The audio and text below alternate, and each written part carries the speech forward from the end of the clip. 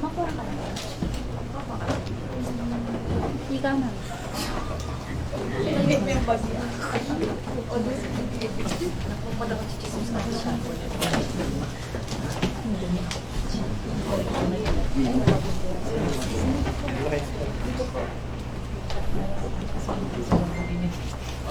We can occupy the first row and maybe one or two. Ilan ba kayo? Apat lang yata. Leaders?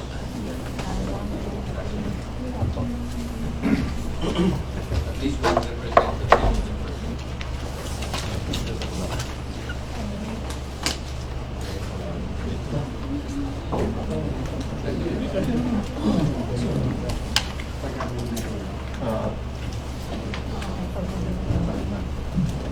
Good morning, everyone. Good morning. Thank you for coming to the preview. Let's start the meeting with a short prayer. Let's all stand for the prayer. Let us put ourselves in the presence of God. Heavenly Father, we come to you today asking for guidance, wisdom, and support as we begin this meeting. Help us to engage in meaningful discussion. Lead us with your grace, Lord God, as we make decisions that we will benefit the corporation. We ask this in your mighty name. Amen.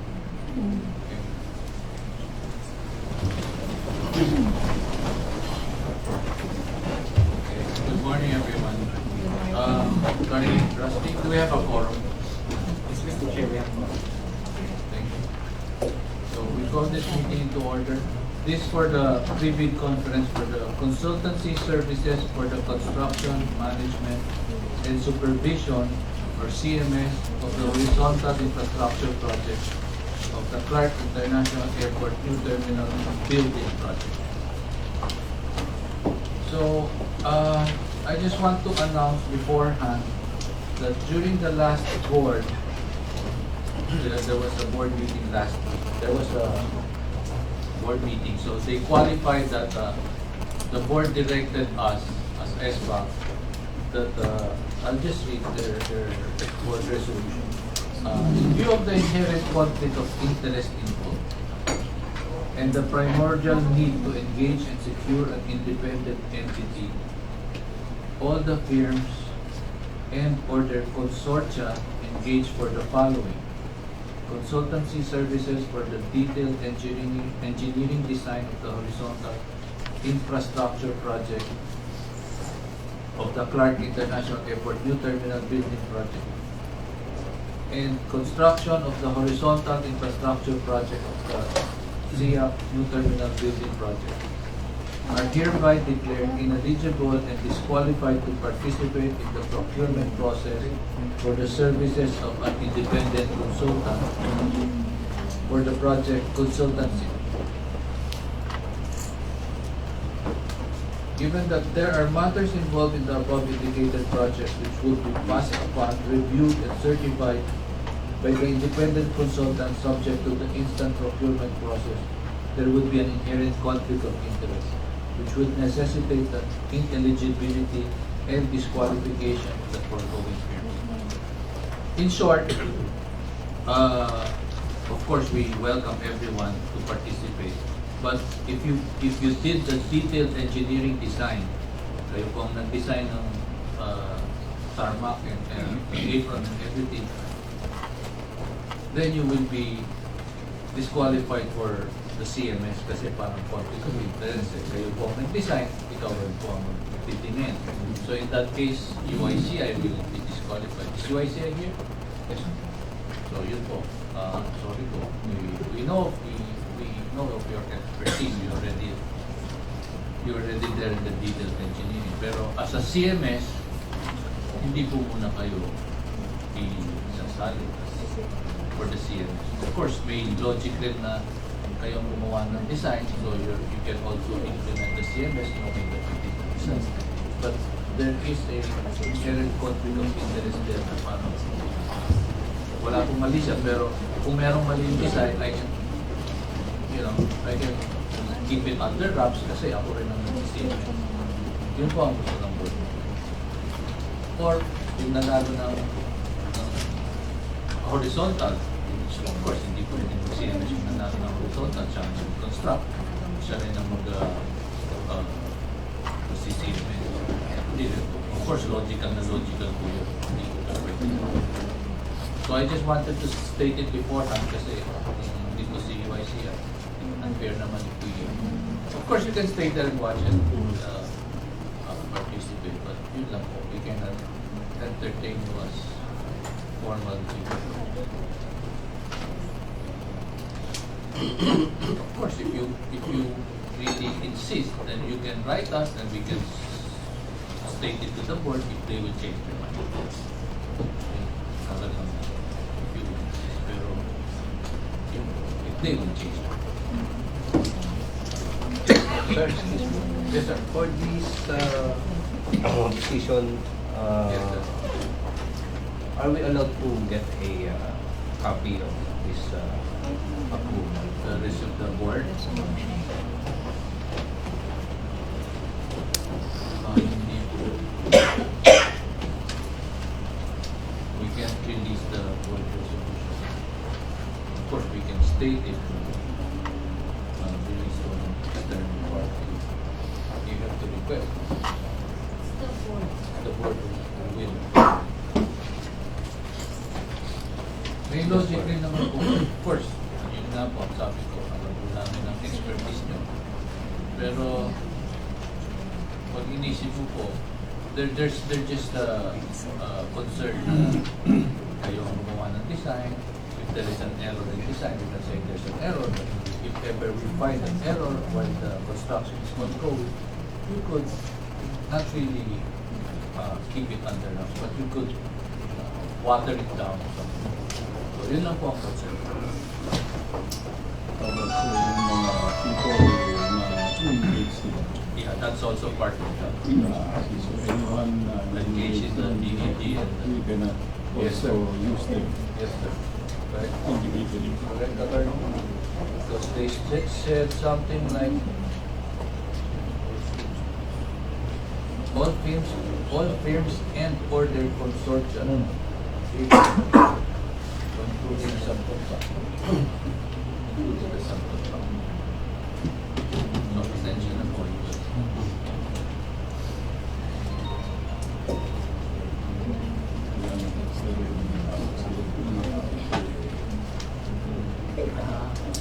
This is coming to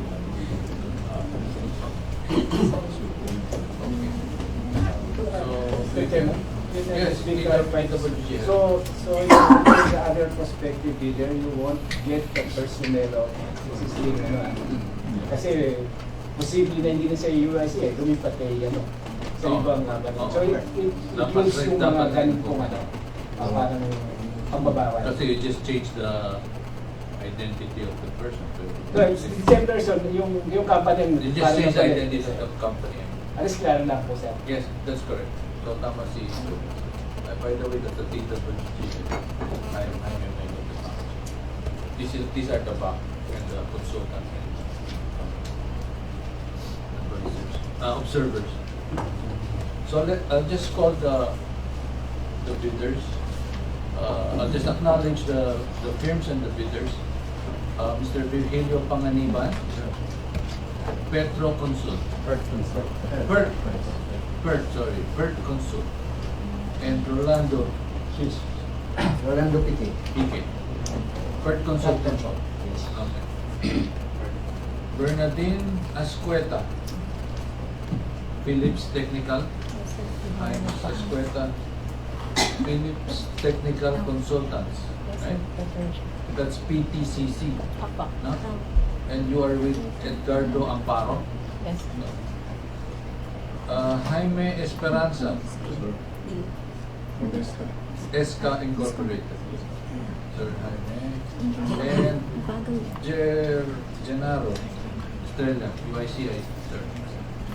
And Danny, Bareng, UICI rin po. Okay. So, yun lang po. Did I omit anyone? May nalagpasan po ba ako? Tinatawag para just talk natin. Doing that, so we're complete. So, as most of you know, The purpose of the pre-bid conference is for you to clarify and for us to further clarify whatever items in the bid docs that needs clarification. So, flash na. That's the bid docs, no? It's okay. So flash po, we're flashing the bid docs also. Para if you want, we can go over it.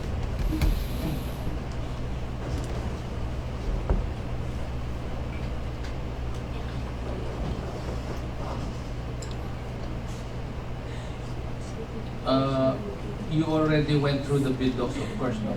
So, siguro, if we want, we can start for where is na kagad tayo para just to shorten the process. Because I know you read that. So, let's start with the first, Sir Virgilio. Any questions po, sir? Ay, sorry. Let's go. Okay. Is there already a contractor for this? Is it awarded or Wala pa po. Wala pa. It's in the bidding process also. So, malapit na po yan. Correct? Yes pa? Malapit na tayo mag-gawa. Marami pa. Hindi pa po na. Nagkaroon na sa'yo ng opening of bids, so we are on the process of it. So for yung nag-participate ng model namin sa around So, na-establish na po yung timeline kung kailan nila tatapusin. Yes. So, kung naman siya, time pasok dito sa time. It will be time is on po sa services na yun. First week of October, it will be notice to proceed.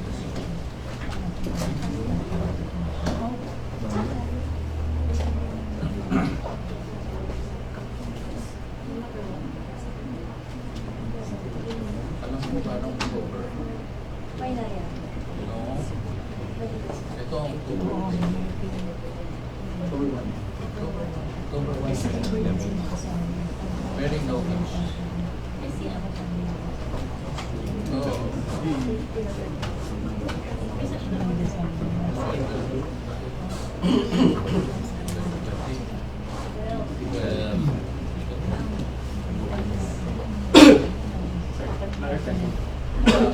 Let's finish, Sir Heinz. I'm just, Okay. Sige, sir. Sige, sir. Gusto lang sir i-clarify Virgilio. yes. Gusto lang i-clarify kung ito ay QBE o QCB. QBE or QC? It's QB. QBE. It's not QCB. Quality. Quality. Hindi sa quality cost base. Kasi some documents nakalagay kasi quality cost. So we just basically po, kung makikita niyo sa rating niya, halos baka lang may mga nahalo lang, pero the intention is So it's QBE. And also, sa eligibility data sheet, clause 9.2. Okay. Parang minention nyo dun na part of the criteria is the qualification ng principal in addition to the qualification ng key personnel. Yeah, baka lang na, pero normally it will The be key personnel. key personnel. So, hindi nakasama Unless yung principal nyo is also part of the key personnel.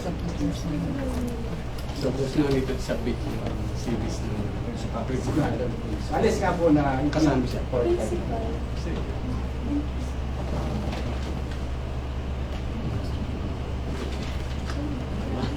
Did we answer your question? Virgilio? Yeah. I think that's the one. Yeah, it's 9.2B. Qualification of, it's B, qualification of principal and key staff. Normally, it's only key staff. Yes, sir. So that's yung kaya naman po na sa So, kung yung principal is included as part of the key staff, then we have to submit the CVs ng principal. Kasi other company might Correct. Correct. Ano ba po? Siguro sa minutes. Oh, Sir, I see. Mr. Roland Dupique, Yes, sir. friend. expert consult international also. Ay, Can pala, be- pala. Sorry, 19 plus 4. Speaking. And the nominated personnel submitted during eligibility stage can be refreshed during submission of technical proposal. Can you repeat the query? Can be the nominated personnel in submission of eligibility can be refreshed during submission for the technical proposal stage. Nominated to be submitted, will be replaced. Refreshed kung pwede magpalit And naman. it should be on a valid reason like health, something like that. Yes. Pero kung ordinary kasi, kung titingnan natin submission nyo for Correct. eligibility and for the bidding documents, yun and less na naman din. So I don't know bakit kayo mapapalit unless nga there is a valid reason. Kasi during the, ano nga, point system mo sa eligibility, sa shortlisting, yun ang ina-evaluate mo, di ba? Correct. Pag pinalitan mo sa may value kasi siya doon eh. So, if you change that, there might be an impact dito sa, baka hindi ka nasama dun sa shortlisted. So, I'm not quite sure na, kasi nga with a short span, tapos magpapalit ka, I don't think na unless during sa implementation, kasi that one will take longer time, probably after kakalahati na yung services, alam kayo magpalit ng personnel. But for this one kasi, lalo na dito, it's a quality base, so we rely more on the expertise ng particular person, not even to the cost niya eh.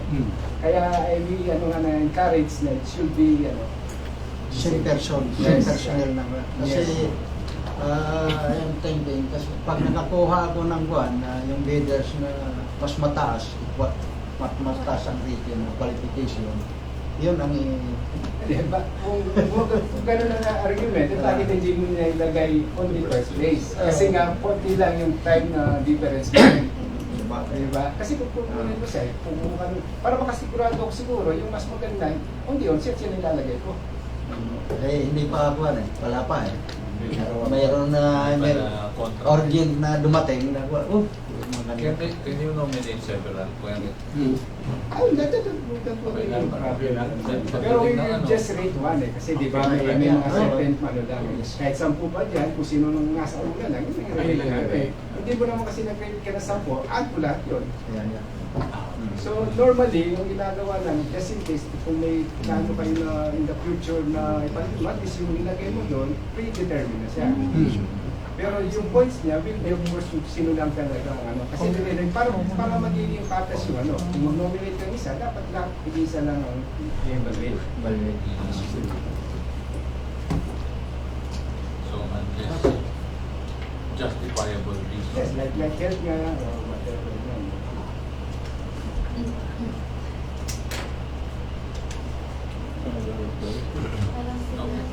You're requiring materials in the approved. Is the project beyond the 100 million? Yes. It's 2.4 Billion? billion.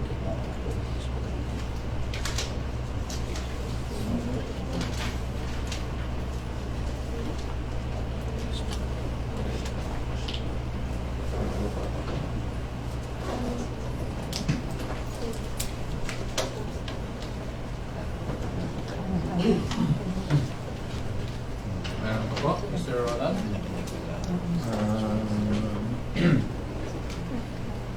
Mr. Pique? Sa deadline ng submission na pwede ba wala na bang extension ng September 5 deadline? Papalato ko yung question niya. Sa dami rin ng trabaho ngayon at maraming naka-engage pa, hindi makapag-commit yung ibang tao. But and also yung vision na naka-engage yung ilalagay namin dito, I think tapos biglang nag-engage kasi tapos yun. So medyo naayos po yung mga tao. Yung taga-abroad na magbalikan Pwede dito. ba siguro ayusin yung mga tao after? Kasi po ang constraint namin dito, naghahabol din po kami ng oras na kaya talagang mabilisan po. Parating minimum po yung case natin. But if you You can write us and then we can consider it. But medyo gipit na po. I don't know if we can accommodate another few days. Maybe... Kung kaya po ng September 5, let's try to set up. But if you really can't make it, write us, then we'll come up with a supplement that will We'll try to write it up. I-sulat niyo po. We cannot comment now with regard to that. Pero medyo gipit na po. Kasi nahabol po tayo. Kung di kasi mga nasabi, talaga ayaw yung pinipilitan niya siya sa protocol. So it's Saka hindi yung mga qualification requirement. Yung pwede mga 2-year experience. Para di ako season. Ano ba po? Let's say mga 5 days extension, it's okay. 5 days is okay with you. Working days. We'll consider that. Tingnan po namin kung papasok pa sa calendar. But we have to write Yes, sir. If you can. formal request. Or may bulletin na yung Yeah, after request, then we'll provide a bid bulletin, supplemental bid. Kung consider namin yun, tingnan po namin. Wala na, Mr. Ronald? Wala na. Next, UICI? No further comments, sir. Thank you po. Pasensya na sa UICI. Huwag po kayo magagka. Sir, Alright, sir.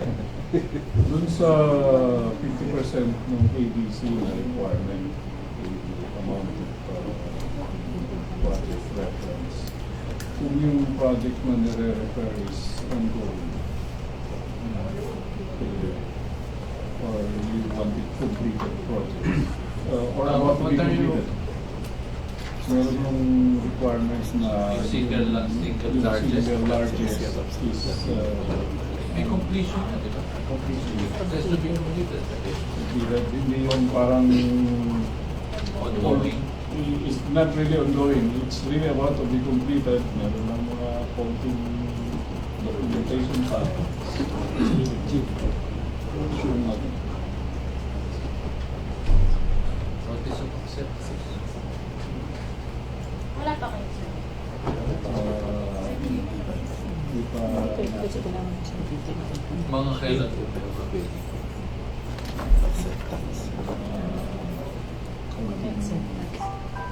issue pa. Wala kang ibang project. Hindi abot. It's a 50%. Second log. Kada pa ako dun sa ano. Inaabot.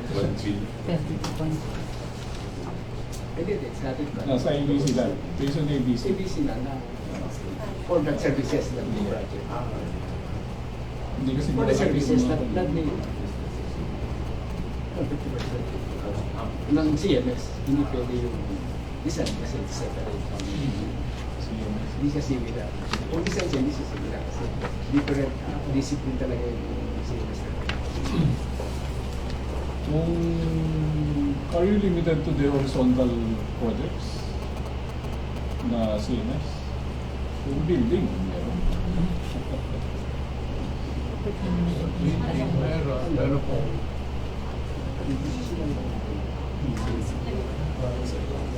Yun just ano, para it will be decided. So, we'll write again. As part po ng discussion ngayon, Okay. pero mas maganda po, ano na rin, i-reduce yung writing, baka makalimutan nila kasi kahit yung request niyo po for possible time extension, kaya niyo po ito. Pwede email na lang yung pan. Request. Basta sign po. Scan.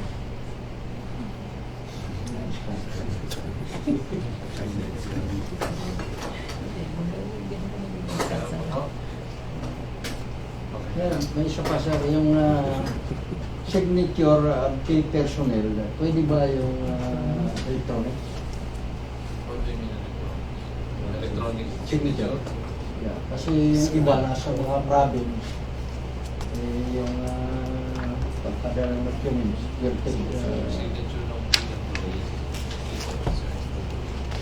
electronic signature. Actually, sa amin, okay lang, pero hindi verify those post swap. Kasi you will go the process para post swap. Kaya yung assume na, kasi kung may representation kayo during that particular signature, it can be exam for your disqualification. Correct. So, pwede alam. Sa akin, I agree talaga my opinion kasi. Kasi nga, because of the cost ko eh. Kasi yung sinasabi nyo kasi, lilink ko lang yung sa short period namin, tapos kung pupunta pa sa other ano. So baka sa akin, it can be subject na lang dun sa validation dun. Sa Tama yung post-qualification, kito to. sa post-qualification process, talagang obligadong present yung key personnel. As much as possible kasi supposed to be after that, i-deploy na ninyo. Eh, kung nasa nakatayap siya sa, let's say, South Road, no, use na ma-deploy mo in a short period of time. Of course, may mga ibang ano dyan, kung nasa, let's say, kung sa countryside, siguro hindi naman lahat eh.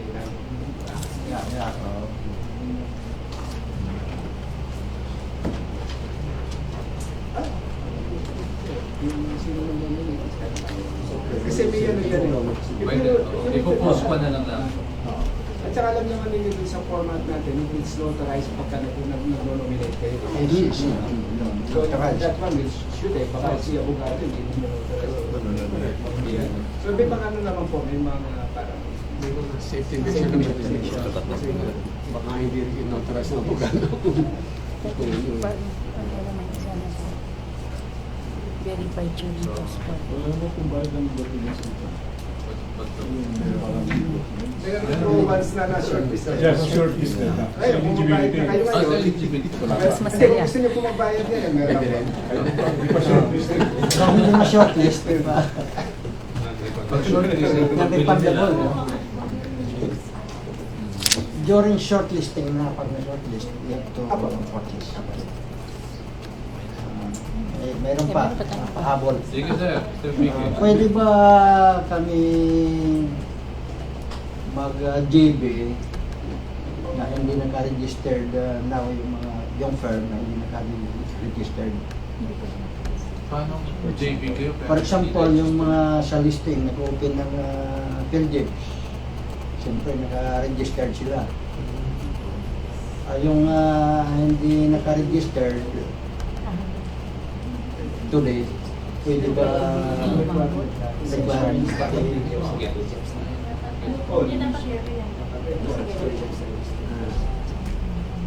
So pwede pa naman siguro mag-register tomorrow or up to one. Up to submittal ng Hindi na alam ko, hindi naman ganun kahirap yung kasi open lang. Okay, thank you. Our foreign partners around. Foreign parties. Ano ba consultancy? normally meron pa rin tayo sa requirement sa website. You will just check siguro yun. Alam ko may ano yan, may rates lang yun. May rates na. Pero yung mga legal 60-40. documents nun, required both parties. Or equivalent kung ano sila. Pero yung PhilJebs itself, sa mas. Yeah. Like, isa tinitingnan natin yung license ng ano yung counterpart ng license ko. So of course, alam na rin natin nagpa-practice dito, they need a special permit from PRC. Pero the budget is locally funded, di ba? Yes. Unless of course, I don't know really kung kayo ng expat, o alam natin medyo matatas ang So of course, we cannot force you na Even locally funded yung budget allowed to participate in foreign. as partner. Oo. Ay, hindi kaya namin i-check na dito namin. Kasi that, as individual, of course not. Oo. Kasi local patent. As joint venture, yun lang hindi ako sure na to be required. Pag wala pang Pag wala expect. Anyway, sagutin namin yan sa bid bulletin. Pero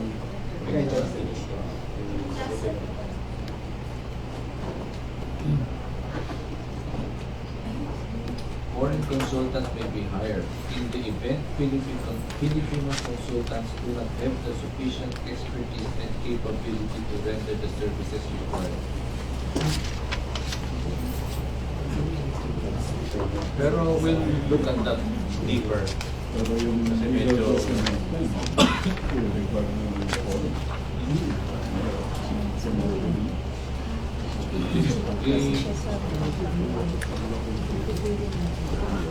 Isama niyo na po yung query sa kayong request.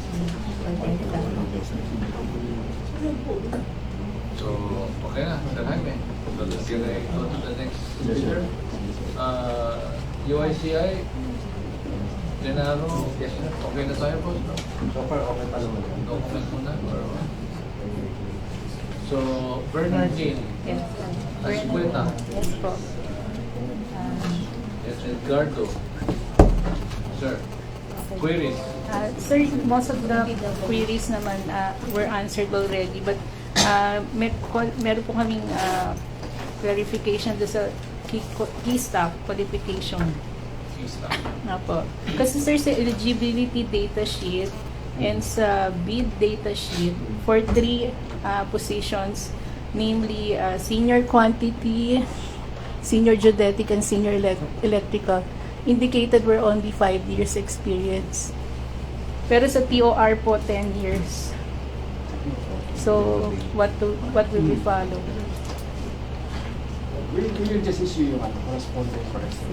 Normally, we will follow yung TOR, but we will answer in the specific. Sige, thank you, sir. Tapos, related to that, may we suggest, if possible, PRC na lang po and not diploma. Kasi di ba it looks different? Kasi especially po yung mga senior natin laminated. Actually, ang ano dan ang yung critical with the PRC. Kasi hindi ka makukuha ng PRC kung wala Opo, ka. opo. Okay, para okay lang sabi niya kasi kapag na Tsaka pag mga medyo senior po, At saka kung mga senior na tayo, medyo Sometimes so yung diploma is required. Pag sinabi mong ikaw ay PhD or master's, you have to support that. yes, yun sa para nga to satisfy mo. Kasi mag-show ka ng proof eh. So yung the way you can show mo, minsan hindi sa PRC ID. So whatever equivalent yung minsan accreditation ng certain discipline, di ba? It can be it can So we will not submit diploma and training seminar certificate. no, sa training we need because part siya ng evaluation namin with the training. Ang ano lang namin kasi sa diploma, kaya lang namin kasi nga may requirement na tayo for PRC. So it will, hindi ka makakuha ng PRC until such time. Suppose yung isabay na PRC, diploma, training seminar, it's not better. No problem. Di bali yung sumobra, huwag ka Wala. Saka hindi kami mahirapan naman. Baka ganito. Thank you, sir. Sir, last na lang po, common nominees among the firms, hindi po ba siya magiging ground for disqualification? Normally sa amin hindi. Kasi isa lang mananalo eh. Isa lang naman Okay. Unlike magkopyahan ng buong buo. Huwag lang yung kopyadong pare-pares. Palitan lang ng pangalan. Hindi naman po pwede. Palitan lang sila ng pangalan. Hindi pwede.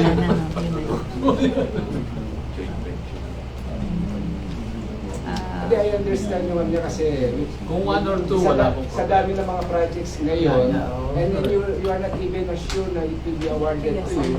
So, para magkano yung participation natin. Diba? So pwede 2 personnel isang brand. Pwede po. Common po. Common. Same name.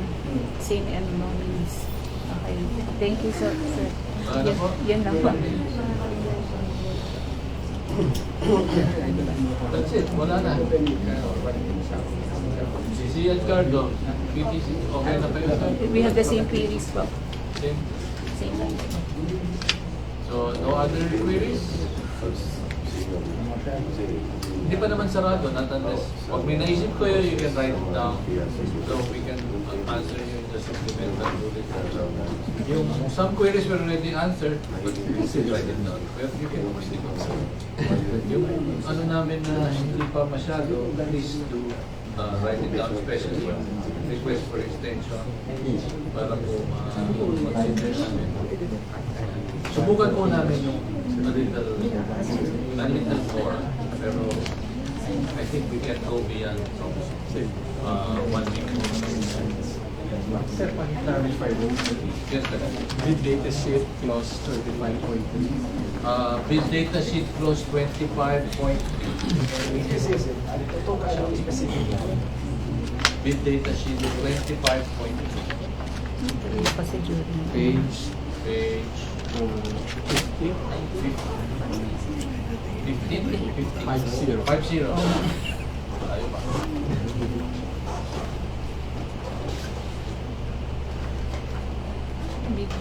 Big issue. 25 points.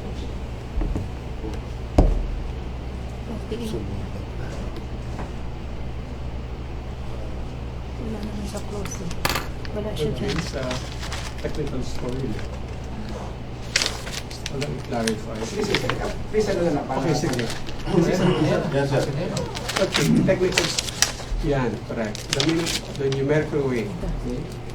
Kasi nakalagay dyan is three items, A, B, C. But when you refer naman sa short listing, and then Oh, page 87, Magkaiba ka. Ayan na. Di ba yung may nasama niyo dun sa approach and methodology? okay. Because there will actually, ano na yan, kung yun ang tanong nyo, Iba siya. Iba yung short listing. Iba Ang Kasi- meron kasi naman, of course, i-ano namin yung mga corrections para, di ba? There will be another 20 candidates na particular naman. So it's more right now kasi it's more on the eligibility of short stay. Next, ano nga, so may mga improvement pa kami pagdating with your queries right now, we will be improving the bid, bid documents, bidding Okay. documents. Okay. Sa process niyo ba ng eligibility, you set criteria for that, di ba? Yes, may... So magsaset kayo ng score for that. Yes, yes. Okay, and That's the one, yung Which is 40, 50, 10. Yes, sir. yes, sir. Ayun, tama, yun ang setup natin. Dapat you should at least 70%. Ako, 70%. Yes. Okay, paano to? Okay. Pero pagdating naman sa instructions to bidders, which is naka-indicate sa bid data sheet, yung clause 25.3, tapos pag in-evaluate mo naman yung bid, Yes. papasok na doon yung plan and approach. Yes. Yes. Whereas dito sa 25.3, current workload ng key personnel Yes. nakalagay as Yes. having a 30% weight. Yes. Okay. Pagdating dun sa highest rated bid, when you evaluate yung bid, number 3 is plan and approach, Yes. meron siyang 30% Yes. weighted, Yes. Yes. which is which? Hindi nga, pagdating sa bidding, it will be good yung may approach sa methodology. Sa bidding, sa shortlisting, it's basically the company experience and the workload. But So, the weight will be different. Kasi Yes. sa short listing, Yes. it's not 30%, but 10%. Yes. Kasi we give value pagdating lang sa ano, kasi nagiging specific na tayo sa approach and methodology, di ba? Correct, correct. Kung ano na talagang gagawin. Mm. So that's why we give malaking... Okay, meaning, sa eligibility process, ang criteria niya adapt is 40% for the relevant experience ng consultant. Yes. Qualification ng 50% is 50%. Yes, then And the 10%. current workload is 10%, Yes. not 30%. net. So from there kasi, di ba, may ano yun ang magiging basis namin. Let's say kung 10 kayo, yung highest 5, yun ang shortlist natin. So same lahat ng criteria for bidders. Correct. Kasi yun lang nakupunta sa akin kasi 30% yung isa 10% lang. Actually, pagkaiba nga lang. Magkaiba. Ito conclusion lang kasi nga nagbago kami doon sa ano na, para yung value ng ano mo. Kasi ito lang yung mga personnel na ito yung gagawin na talaga. Kasi the difference between the eligibility process and the evaluation of proposal having a technical score lies on the number 3 lang eh. Kasi yung first 2 item, Ang score mo na kayo doon. Oo, separate. common Pero doon. may rating naman kayo kasi doon. Kung mataas naman kayo doon, parang makikirin mo rin doon sa susunod kasi it's the same eh. It's a matter of value ko na lang doon sa nag-reduce kami ng konti. Kasi nga to shoot yung intent namin for the yung actual work approach na. Kasi yung iba na is for this, kasi yung tao possible yung experience na ganito, di ba? It can be. So yun nga, para namin makapili talaga ng mga highly ano ba talagang actual goal na gagawin? Paano yung sila? So yun ang kaya. So, yeah, everyone, we're still in the pre-eligibility, so eligibility, ano pa lang tayo. Of course, we want to answer all your questions. But you can kasi sir, inquire that again sa even the pre- eligibility nga eh. Sa eligibility screening, you put a percent na 30% sa current workload. Yes. Pagdating sa shortlisted ng leaders, it's 10%. Kasi It's kami clarify, 10%. I thought yung kaya sinasabi ko na I remember 40, 50, 10. Oo. Pero Para dito sa kasi- eligibility. Oh, dito kasi is 30, 40, 30. 40. For the Ang assumption ko is sir, eligibility for pa the- rin ito. Sorry po. Sige, sige. From, Sorry po, para ko please. sa criteria po ng for eligibility, nakalagay nga tama yung 40, 50, and 10. Yes. Pero pag bidding na po, it's 30, 40, and 30. Yes. Correct. Pero pagka referring nga dun sa page 50, Hindi, we will just correspondingly ano lang. Siguro natin pareho po namin. kasi sa instructions to bidders, nakalagay kasi doon yung current workload ng field personnel having a weight of 30%. Pag sa eligibility process, current workload ng field personnel having a weight of 10%. Yes, sir. We will just issue a corresponding ano. And then in the submission of the bid, wala na yung current workload ng Yes, wala nga yun. which is plan and approach lang. So gusto ko lang liwanagin which is 30% or 10%.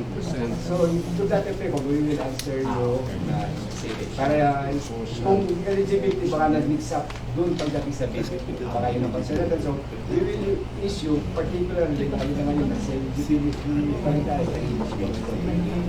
clarification.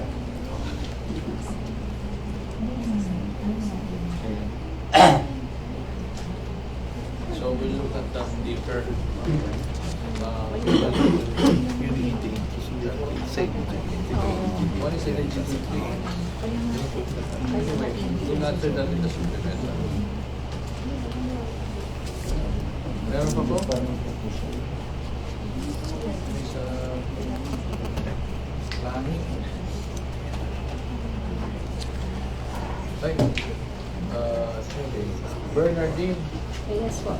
Ay, meron pa po? okay na po kami. Salamat po.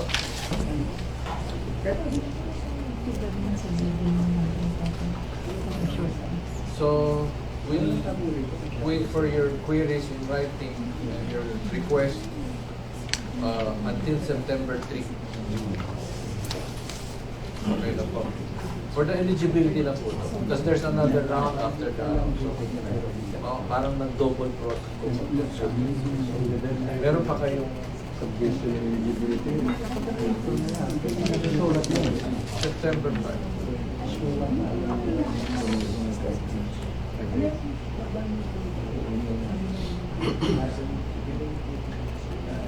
So, as ma'am, you have any? Yes, sir. Sir.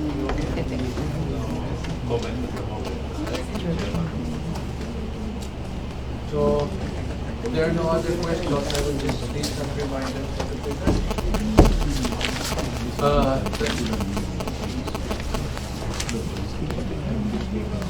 Thank you for coming. So the deadline for the submission and opening of eligibility documents, the eligibility check is on September 5, 2018, Wednesday, no later than 10 a.m. at the SIAC Records Management Office.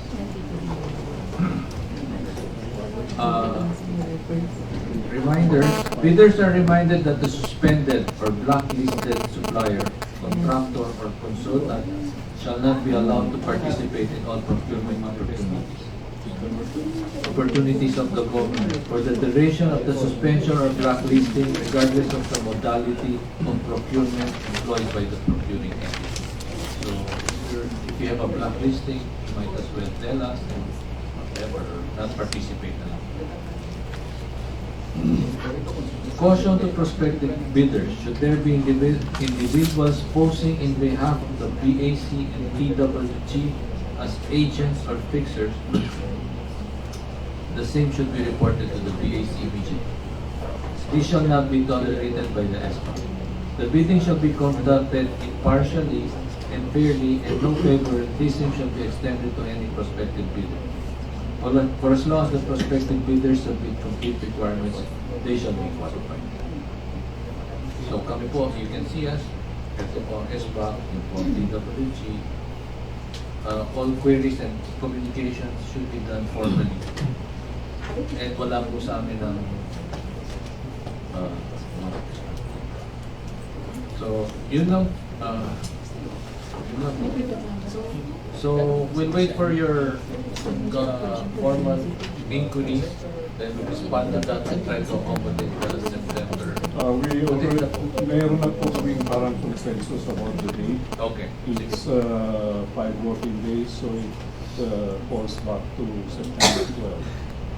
September And 12. we are already in agreement. Kaya pa ba? Teka, pati na. Tayo.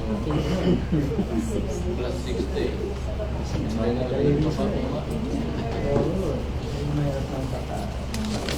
Thank you.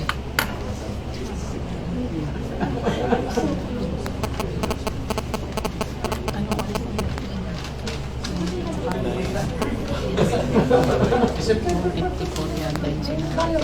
Meron pa namang another round. Eligibility doc na.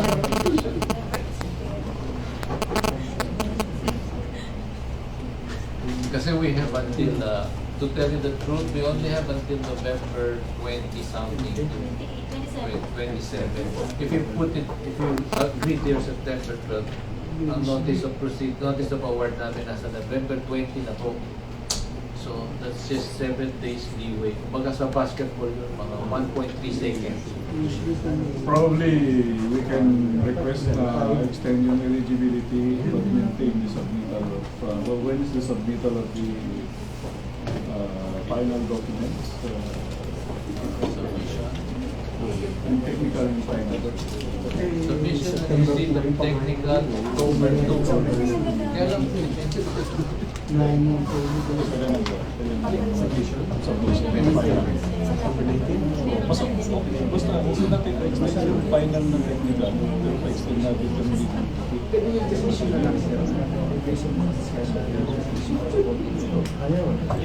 Ikaw nag-bring natin. we'll have to discuss internally first. The SPAC will have to discuss internally. If you can give your queries kagad, so we can also answer as soon as we can. Para ma-advise natin. The date is already parang agreement na kami na September 12, but yung final submission. It's up to the back. Yeah. To decide. Pero it's a request. Subukan po namin ang accommodate. It's only a request. Salamat po. We'll have to deliberate of that. Pero subukan po namin talaga yung as long as we can still maintain the submission of the technical and proposals. As long as we can still maintain the other activities on time, papayag po kami. We'll just have to It's up to the back. Not it's okay. We have to submit September 5. At saka sir, kasi may mga prescribed period ng DPDB. prescribed So we period. will not just compress time. baka po hindi po pwede. Check po namin maigi before we commit. Pero with that, sir, kasi yung budget ko noong 2015 to 2016. So, pag lumabas po kami ng November 27, so solid ng DOPR as pera sa pera. Mawawala po yung photo natin. We'll try to submit September 5. Yes. Okay. Sir, pinaligtas sa sir, pumayag na yung kapila. Pumayag na lang po. Sir, may bidder na tayo. Ikaw kasi nag-request eh. Kasi alangan sila. Eligibility na ba? Oo, pag sila. Maraming Kaya salamat. namin kontrahin ka. Maraming salamat. So, bearing no other queries and comments from the back advisors and observers, meeting adjourned. Thank you for coming, everyone. Maraming salamat. Thank you, sir. See you again po. Then we'll have a short list with advice of everything. Maraming salamat.